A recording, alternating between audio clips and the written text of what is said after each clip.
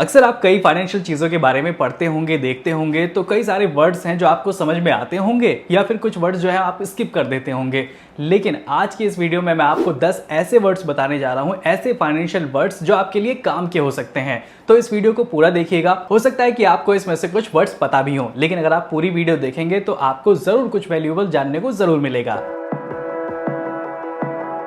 तो नंबर 1 पर है कॉर्पस। अब कॉर्पस आपकी इन्वेस्टमेंट होती है, टोटल इन्वेस्टमेंट आपने जो की है, भले आपने एसआईपी में पैसे लगाए हैं, आपने म्यूचुअल फंड में पैसे लगाए हैं, आपने एफडी में पैसे लगाए हैं, लिक्विड फंड में पैसे लगाए हैं, ये सारा इन्वेस्टमेंट जो आपका कहलाता है कुल मिला के, उसको हम बोलते हैं कि कॉर्पस। तो अब आप अपनी फाइनेंशियल चीज़ों को देख सकते हैं कि आपने कितना इन्वेस्टमेंट किया है, तो आप किसी को ये बता सकते हैं कि मेरा इतने का कॉर्पस है। Number 2, break even point. जब भी आप इन्वेस्टमेंट करते हैं, एसआईपी में करते हैं, म्यूचुअल फंड में करते हैं या फिर आप शेयर मार्केट में पैसा लगाते हैं, तो आपका फायदा हो रहा है या घाटा हो रहा है या इन दोनों में से कुछ भी नहीं हो रहा है। तो जब कुछ भी नहीं हो रहा है तो ये आपका ब्रेक इवन पॉइंट है। मान लीजिए आपने कोई शेयर लिया 500 रुपए पर, उसकी वैल्यू गई 510, 520, लेकिन वो लौट कर आ गया 500 रुपए पर। तो इस तरीके से आपका ना फायदा हुआ ना नुकसान हुआ, तो अभी आप ब्रेक इवन पॉइंट पर हैं। Number 3, market correction.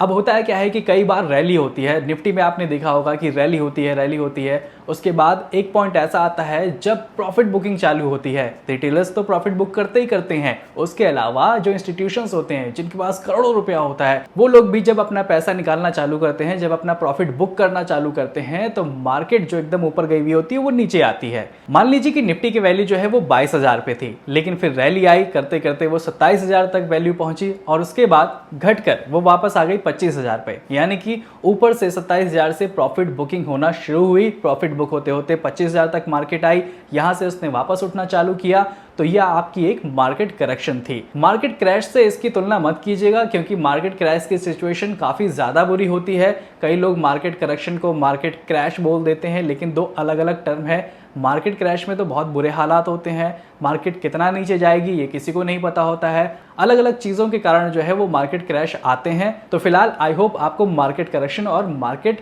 क्रैश के बारे में फ़र्क पता चल गया होगा। Number 4, flexi cap. अब फ्लैक्सी कैप जो है वो एक म्यूचुअल फंड का टर्म है। अब मैं आपको इसे कुछ इस तरीके से समझाता हूं। एक है आपका मल्टी कैप, दूसरी तरफ है फ्लैक्सी कैप। अब मल्टी कैप में क्या है कि आपकी जो कंपनी है, जो म्यूचुअल फंड कंपनी है, उसने 3 जगहों पर पैसे लगाए। लार्ज कैप में 40%, मिड कैप में 40% और स्मॉल कैप में 20%। तो इस तरीके से आपका पैसा बढ़ गया और मल्टी कैप में आपका ये फिक्स रहेगा कि इसी टर्म में पैसा आपका लगता चला जाएगा। लेकिन फ्लैक्सी कैप में ऐसा नहीं होता है, एकदम डिफाइन नहीं होता है कि किस में कितना पैसा लगाया जाएगा। कभी जो है हो सकता है कि जो लार्ज कैप का पैसा है वो जो इसमें अभी 40% था उसको कम करके 20% कर दिया जाए, और हो सकता है कि जो स्मॉल कैप में पैसा लगा था 20% उसको बढ़ा के 50% कर दिया जाए। तो ये वर्ड से ही क्लियर है, फ्लेक्सी यानी कि फ्लेक्सिबल, तो इसलिए इसको बोलते हैं फ्लेक्सी कैप। Capital gain. जब भी आप कोई स्टॉक बेचते हैं, कोई म्यूचुअल फंड बेचते हैं, तब जो उस पे आपको प्रॉफिट होता है वो आपका कहलाता है कैपिटल गेन। एक कैपिटल गेन होता है शॉर्ट टर्म के लिए, एक कैपिटल गेन होता है लॉन्ग टर्म के लिए। इवन अगर आप घर भी बेचते हैं तो उसको भी कैपिटल गेन ही कहा जाता है और उस पर भी टैक्स लगता है। अगर आप स्टॉक मार्केट में म्यूचुअल फंड में पैसा लगा रहे हैं तो ध्यान रखिएगा कि short term capital gain tax जो लगता है वो 20% लगता है और long term capital gain tax लगता है वो लगता है 12.5%। लेकिन लॉन्ग टर्म में यानी कि 1 साल बाद अगर आप पैसा निकालते हैं तो वो जो कैपिटल गेन होता है उसमें आपको 1,25,000 यानी 1.25 लाख तक की आपको छूट मिल जाती है। यानी अगर आपने 1.25 लाख रुपए तक का प्रॉफिट किया है तो उस पर कोई टैक्स नहीं लगेगा, उसके बाद आपका 12.5% टैक्स लगेगा। Number 6, asset allocation. Asset allocation क्या होता है कि हमें अपना पैसा जो है ना कभी एक जगह पर नहीं लगाना चाहिए। ये अक्सर आपने फाइनेंशियल एडवाइस भी सुनी होगी कि एक जगह पैसा ना लगाइए, बल्कि अपने पैसे को डिफरेंट जगहों पर एलोकेट कर दीजिए, यानी कि बांट दीजिए। फिर आप कहीं भी ये पैसा लगा सकते हैं, आप एफडी में लगा सकते हैं, आप लिक्विड फंड में लगा सकते हैं, आप म्यूचुअल फंड में लगा सकते हैं, एसआईपी कर सकते हैं, कहीं भी डिफरेंट तरीके से आप अपने पैसे को इन्वेस्ट कर दीजिए। ये आपका कहलाता है एसेट एलोकेशन। 7वें नंबर पर है कैश फ्लो। ये टर्म तब काम आता है जब हम किसी कंपनी के बारे में पढ़ते देखते हैं, तो किसी कंपनी ने मान लीजिए कि 100 करोड़ रुपए की सेल की और उसके बाद उसका जो खर्चा आया है वो आया है 60 करोड़ रुपए इसका, तो आपका यहाँ पे 40 करोड़ रुपए की बचत हुई। तो इस 40 करोड़ रुपए को बोलेंगे कि उस कंपनी के पास कैश फ्लो पॉजिटिव में 40 करोड़ रुपीस है। लेकिन वहीं पर अगर 100 करोड़ रुपए की सेल हुई और 120 करोड़ रुपए का खर्चा आ गया तो उस कंपनी का कैश फ्लो जो है वो 20 करोड़ नेगेटिव में है। लेकिन यहाँ पे आपको एक बात जानना जरूरी है कि नेट इनकम और कैश फ्लो दोनों अलग चीज हैं।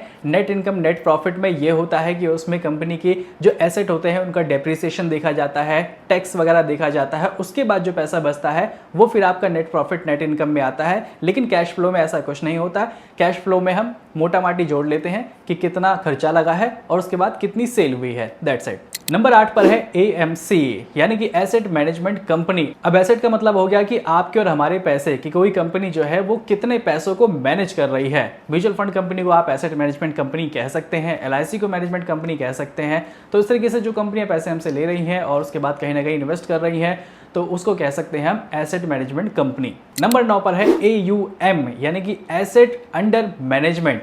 तो AMC जो होती हैं, जो कंपनियां होती हैं, ये इनके पास कितना पैसा है मैनेज करने के लिए, कितने पैसे इनके पास लोगों ने दिए हैं, तो ये आपका कहलाता है एसेट अंडर मैनेजमेंट। तो अगली बार जब आप इन्वेस्टमेंट करने जाएं तो उस कंपनी के बारे में देख लीजिएगा कि उनका AUM कितना है। भले HDFC म्यूचुअल फंड हो, ICICI म्यूचुअल फंड हो या फिर निपॉन का म्यूचुअल फंड हो, तो उसमें आप गूगल पर देखेंगे और डालेंगे कि इसका AUM कितना है तो वो आपके सामने आ जाएगा कि ये कंपनी कितने हजार करोड़ रुपए जो है, लाख करोड़ रुपए का मैनेज कर रही है। Last but not the least, SIP। इसका मतलब मैं नहीं बताऊंगा बल्कि आप मुझे कमेंट में बताइए कि SIP का मतलब क्या होता है और क्या आपने भी SIP कर रखी है। अगर कर रखी है तो वेल एंड गुड, अगर नहीं की भी है तो आप SIP कर सकते हैं। लेकिन अगर आपको SIP के बारे में ज़्यादा चीज़ें नहीं पता है, बहुत सारे सवाल होंगे जो आपके SIP के बारे में आप जानना चाहते होंगे, तो वो मुझे आप कमेंट कर दीजिए। उसके बाद मैं आने वाले टाइम में SIP में आपके सारे क्वेश्चंस को क्लियर कर दूंगा। और आई होप आज की इस वीडियो में आपको काफ़ी कुछ जानने को मिला होगा। कुछ टर्म्स होंगे जो क्लियर हो गए होंगे। फिर भी अगर कोई टर्म्स क्लियर नहीं है तो आप मुझे इंस्टाग्राम पर DM कर सकते हैं, मैं आपको वहां पर रिप्लाई जरूर दे दूंगा। तो मिलते हैं नेक्स्ट वीडियो में। Till then tata bye bye. और अगर आपने मेरे चैनल मनी बॉक्स इंडिया को अब तक सब्सक्राइब नहीं किया है तो सब्सक्राइब कर लीजिए, इंस्टाग्राम पर फॉलो कर लीजिए, फेसबुक पर भी मेरे पेज को लाइक कर दीजिए ताकि आपकी फाइनेंशियल नॉलेज बढ़ती रहे।